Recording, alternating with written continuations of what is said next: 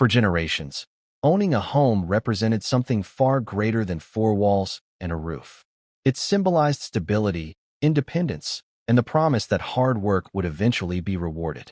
Parents told their children that if they studied hard, found a good job, saved diligently, and stayed disciplined, they too could own a place to call their own. It wasn't just a financial milestone. It was the foundation upon which families were built and futures were planned. A home meant security during uncertain times, an investment that could grow alongside your family, and proof that your efforts had produced something tangible. But for millions of people today, that promise is beginning to disappear. Across much of the developed world, house prices have risen far faster than wages. Young professionals earning salaries that would have comfortably supported homeownership a generation ago now find themselves locked out of the market entirely. They work longer hours, postpone starting families, and watch as the dream they were raised to believe in drifts further out of reach. Some blame greedy investors. Others point to governments, immigration, inflation, or corporations buying neighborhoods. But beneath all these explanations lies a more unsettling possibility. What if this isn't a temporary housing crisis? What if we are witnessing the beginning of a permanent shift, one where owning property becomes a privilege reserved for a shrinking minority while everyone else rents indefinitely? It sounds dramatic, yet history shows that societies can change far more quickly than people expect. Entire economic systems have transformed within a single generation. The question is no longer whether housing has become expensive. The real question is whether the traditional idea of homeownership is slowly becoming obsolete. To understand how we arrived here, we first need to understand how different the housing market once was. During much of the 20th century, especially after the Second World War, homeownership expanded rapidly across countries like Canada, the United States, Australia, and much of Europe. Governments encouraged development, banks offered accessible mortgages, and wages generally rose alongside productivity. While buying a home was never easy, it was achievable for many middle-class families with a stable income. One parent could often support an entire household while the other cared for children, and saving for a down payment, though difficult, felt realistic.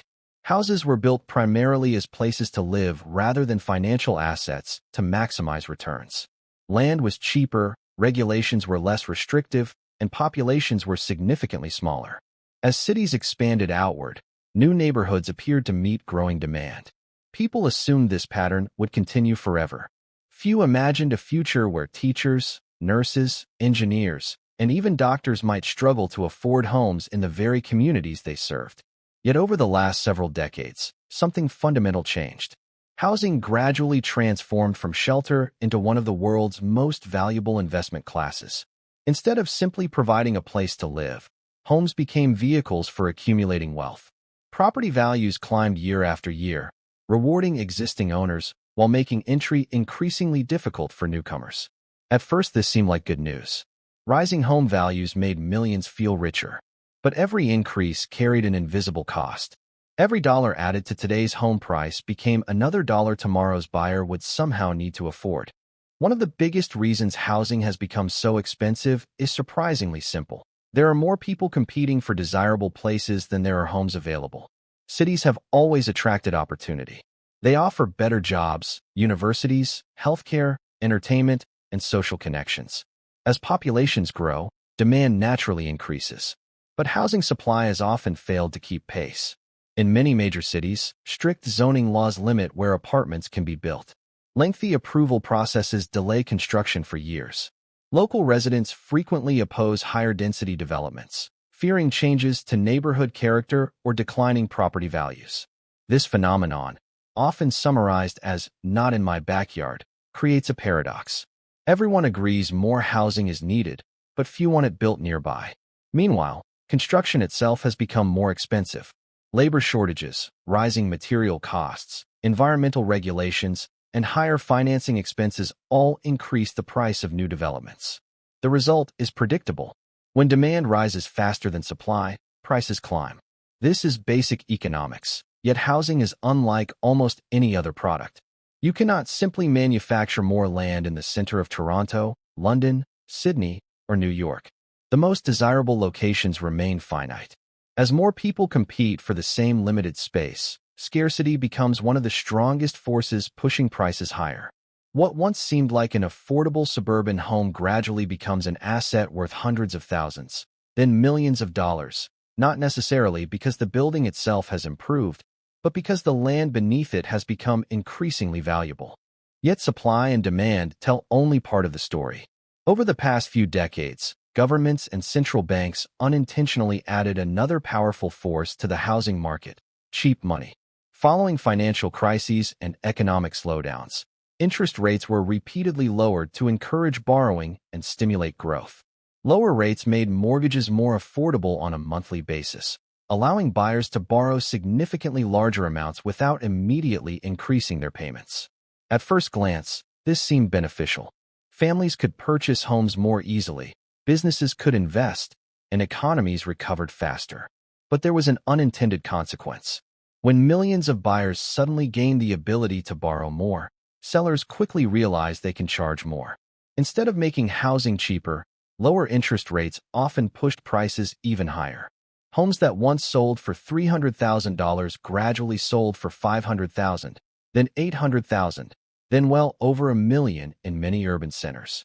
Each new buyer required a larger loan than the one before.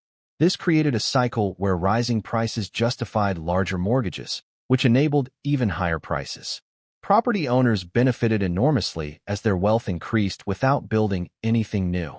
But first-time buyers faced an increasingly impossible equation. Even if they earned higher salaries than previous generations, they often needed far larger down payments and accepted decades of substantial debt simply to enter the market. Cheap money didn't eliminate the cost of housing. It simply spread that cost over longer periods while quietly inflating prices to unprecedented levels. Perhaps the most significant change of all is that homes are no longer purchased only by the people who intend to live in them. Around the world, real estate has become a global investment. Wealthy individuals purchase multiple properties to generate rental income or preserve wealth. Investment firms buy entire neighborhoods. Pension funds treat housing as a stable long-term asset. International investors purchase homes in cities they may rarely visit, confident that values will continue rising regardless of whether the properties remain occupied. Even ordinary homeowners often begin viewing their houses less as places to live and more as retirement plans. This changes the incentives throughout the entire system. When housing becomes an investment, rising prices are celebrated rather than questioned. Existing owners welcome appreciation because it increases their personal wealth. Politicians hesitate to implement policies that might reduce property values because millions of voters depend on that equity. Banks continue lending because mortgages remain highly profitable. Developers prioritize luxury projects that maximize returns rather than affordable housing that offers lower margins. Every participant acts rationally according to their own incentives, yet collectively they create a market that becomes increasingly inaccessible to newcomers. The result is a society divided into two groups: those who own appreciating assets and those trying desperately to catch up. As property values continue climbing faster than incomes, each passing year widens that gap a little further. For younger generations, the housing ladder that once symbolized upward mobility begins to resemble a wall that grows taller every time they think they're getting closer. The consequences of this transformation extend far beyond the housing market itself. When the cost of shelter rises faster than income, every major life decision begins to change. Young adults delay moving out of their parents' homes because rent consumes too much of their paycheck. Couples postpone marriage because they cannot afford a place large enough to start a family. Birth rates decline as children become financially unrealistic rather than simply a personal choice. Careers become tied to geography, with workers remaining in expensive cities because that is where the highest-paying jobs exist, even if those salaries still fail to keep pace with housing costs.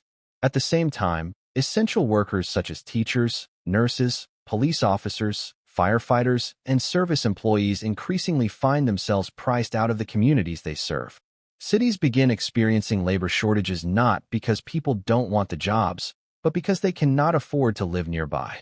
Businesses struggle to hire. Commutes grow longer. Infrastructure becomes strained as workers travel greater distances each day. What began as a housing issue slowly evolves into an economic issue, then a social issue, and eventually a political one. Entire generations start questioning whether the economic system still rewards effort in the way they were promised. When someone works full-time, earns a respectable income, avoids unnecessary spending, and still cannot afford a modest home, frustration naturally grows. That frustration is not simply about property. It is about the belief that the traditional path toward financial stability no longer functions as it once did. And when enough people lose faith in that path, the consequences reach far beyond real estate. Another powerful force accelerating this trend is inequality. Over the last several decades, wealth has increasingly accumulated among those who already own appreciating assets. Homeowners benefit from rising property values. Investors earn returns from rental income and capital appreciation. Meanwhile, renters face rising housing costs without building equity of their own. This creates what economists sometimes describe as a wealth gap driven by assets rather than income alone. Imagine two people earning identical salaries. One purchases a home early in adulthood. The other continues renting because prices have already become too high. 20 years later, both may have worked equally hard, but one now owns an asset worth hundreds of thousands, or even millions, more than its original purchase price, while the other has spent decades paying rent that built wealth for someone else. The difference is not necessarily intelligence or discipline. Often it is simply timing. Being born a decade earlier may have provided access to an entirely different housing market. As this pattern repeats across millions of households, wealth concentrates further among existing owners, making it even harder for newcomers to compete. Parents who own property can help their children with down payments, while families without housing wealth often cannot. Over time, homeownership becomes increasingly influenced by family circumstances rather than individual achievement. This represents a profound shift in social mobility. Instead of hard work alone determining opportunity, inherited assets begin playing a larger role in who can afford to participate in the housing market. The dream of earning your way into homeownership gradually gives way to the reality that where you start matters more than ever before. Technology may intensify these challenges in ways few people currently expect. Artificial intelligence, automation, and remote work are already reshaping labor markets. On one hand, remote work allows some employees to leave expensive cities for more affordable regions. But on the other hand, it also allows high-income workers from wealthy urban centers to compete for homes in previously affordable communities. Small towns that once offered inexpensive housing have seen prices surge as remote professionals bring metropolitan salaries into local markets. At the same time, digital platforms have transformed residential properties into income-generating businesses through short-term rentals, encouraging some owners to prioritize tourists over long-term residents.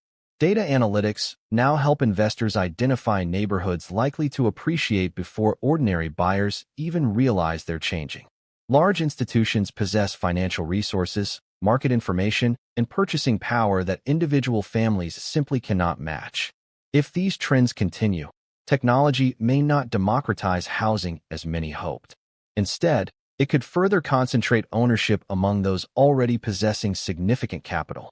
The future housing market may increasingly resemble the stock market, where sophisticated investors armed with algorithms and enormous resources compete against individuals who are simply trying to buy a place to live. In such an environment, emotional decisions become expensive, while financial strategies dominate. Homes risk becoming less about community and belonging, and more about maximizing returns on investment. Some argue that the market will eventually correct itself. History certainly includes housing crashes where prices fell dramatically after periods of rapid growth. The financial crisis of 2008 remains one of the most famous examples. Millions believed home prices could only rise until suddenly they didn't. Yet even major corrections often provide only temporary relief. In many regions, prices recovered within years and eventually surpassed previous records. Why? Because the underlying pressures, population growth, limited land, urbanization, and persistent demand never fully disappeared. Even when prices decline, higher interest rates can offset affordability gains by increasing monthly mortgage payments.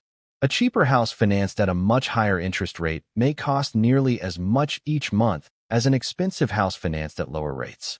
This creates a frustrating reality for first-time buyers.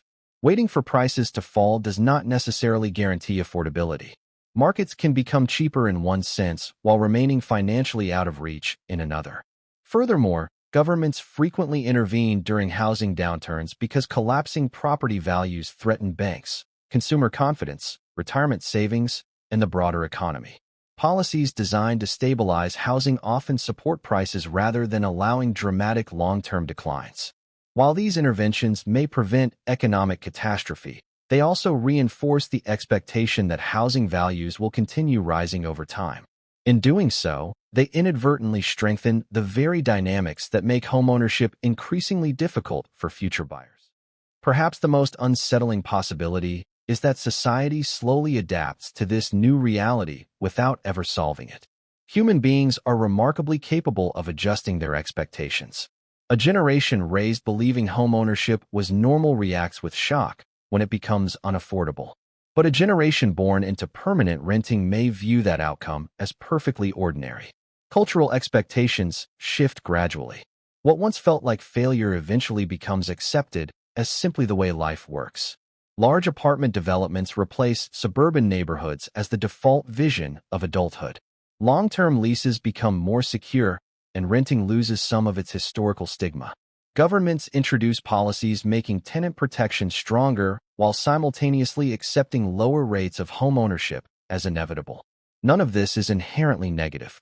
Many European countries have demonstrated that renting can provide stable, comfortable lives under the right legal frameworks. The real concern lies elsewhere.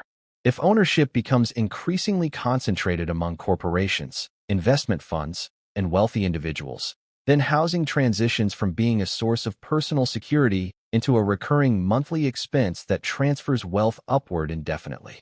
Instead of paying a mortgage that eventually ends, millions may spend their entire lives making rent payments that never build equity of their own. The distinction may seem subtle at first, but over decades it fundamentally changes how wealth is created, transferred, and accumulated across society. And once such a system becomes deeply established, reversing it may prove far more difficult than preventing it in the first place. Does this mean homeownership is destined to disappear? Not necessarily. But solving the problem requires confronting uncomfortable truths. For years, public debate has focused on finding a single villain. Some blame investors. Others blame immigration, zoning laws, foreign buyers, greedy developers, central banks, or government policy. In reality, the housing crisis exists because all of these forces interact simultaneously. Population growth increases demand. Restrictive zoning limits supply. Cheap credit inflates purchasing power. Rising construction costs discourage affordable development. Investors purchase properties expecting continued appreciation, while existing homeowners often resist changes that might reduce the value of their largest asset. Every participant responds rationally to incentives, yet together they produce an irrational outcome. Fixing the system therefore requires more than one policy. It means building significantly more housing where people actually want to live. It means streamlining construction without sacrificing safety or environmental standards. It means encouraging density where infrastructure already exists instead of endlessly expanding cities outward. It may also require governments to rethink how housing is taxed, how investment properties are treated, and whether shelter should primarily function as a financial asset or as a basic human necessity. None of these solutions are simple, and nearly all involve political trade-offs. Every change benefits one group while inconveniencing another. That is why housing has become one of the most difficult policy challenges of the modern era. Everyone agrees affordability matters, but very few agree on what sacrifices should be made to restore it. There is another possibility that receives far less attention, yet it may prove equally transformative. The very definition of homeownership could change. For centuries, ownership meant purchasing an entire property outright through a mortgage. But future generations may rely on entirely different models. Shared ownership, cooperative housing, community land trusts, modular homes, and long-term leasehold systems are already emerging in various parts of the world. Advances in construction technology may eventually reduce building costs through automation, prefabrication, or even large-scale 3D printing. Entire neighborhoods could be assembled faster and more efficiently than traditional construction methods allow today. At the same time, governments and private companies are experimenting with new financing models designed to lower barriers for first-time buyers. These innovations offer hope, but they also raise important questions. If homeownership becomes increasingly dependent on shared equity programs or institutional partnerships, do individuals truly own their homes in the traditional sense? Or are they simply participating in a new system where ownership is divided among multiple stakeholders? Future generations may care less about possessing a detached house with a backyard and more about securing stable, affordable housing in any form available. Cultural expectations evolve alongside economic realities. Just as previous generations adapted to apartment living in growing cities, tomorrow's families may embrace housing models that seem unfamiliar today.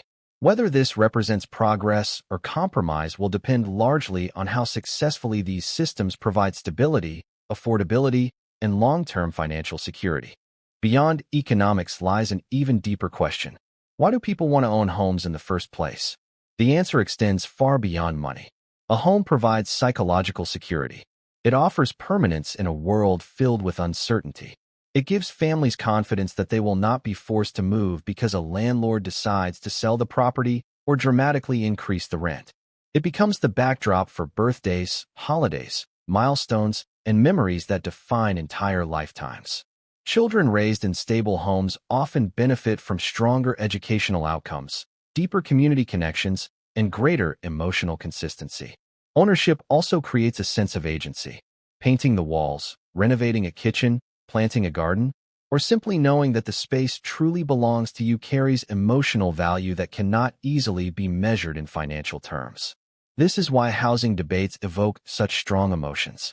They are not merely discussions about supply curves, interest rates, or construction permits. They are conversations about identity, belonging, and the kind of society people wish to build. If an increasing number of citizens feel permanently excluded from ownership despite working diligently and contributing productively, frustration naturally extends beyond housing itself. It begins influencing trust in institutions, confidence in the economy, and belief in the fairness of the social contract. Housing is not just another market. It sits at the intersection of economics, family, psychology, and community, making its consequences uniquely far-reaching. History reminds us that societies rarely remain unchanged forever. The economic systems people consider normal today would have appeared extraordinary to previous generations. Homeownership itself expanded dramatically during the 20th century after decades in which renting was far more common. Likewise, the future may look dramatically different from the present. Technological innovation could increase housing supply more rapidly than expected. New transportation systems might reduce the importance of living near city centers. Population trends may shift as birth rates decline across much of the developed world. Artificial intelligence could reshape employment, allowing more people to work from smaller communities with lower housing costs. Or the opposite could occur. Urban centers may become even more desirable as technology concentrates economic opportunity into a handful of global cities. Predicting exactly which path will unfold is impossible. But one lesson remains remarkably consistent throughout history. Markets rarely move in straight lines forever. They respond to incentives, demographics, politics, innovation, and unexpected events. While today's housing challenges appear overwhelming, they are not immune to change. The question is not whether change will happen, but whether it will occur deliberately through thoughtful policy and innovation, or reactively after years of growing economic and social pressure. So, will owning a house become impossible? For some people, perhaps it already feels that way. Millions are working harder than previous generations while watching prices climb faster than they can save. They delay milestones, lower expectations, and wonder whether the dream they were promised still exists. Yet impossibility is a dangerous word because it assumes the future has already been written. The truth is more complicated. Housing markets are shaped by human decisions, and human decisions can change. Governments can reform policies. Cities can approve new developments. Technology can reshape construction. Communities can reconsider how land is used. Individuals can adapt in ways previous generations never imagined. But one reality is becoming increasingly difficult to ignore. The era in which homeownership was viewed as an ordinary milestone for nearly everyone may already be fading. If that trend continues, the consequences will extend far beyond real estate. They will influence family formation, wealth inequality, economic opportunity, political stability, and the very definition of the middle class. A house has never been just a building. It represents security, independence, and hope for the future. If those things become luxuries available only to a fortunate minority, then the greatest crisis will not be measured in rising property values or shrinking affordability indexes. It will be measured in something far more difficult to quantify: a generation slowly losing faith that tomorrow can be better than today.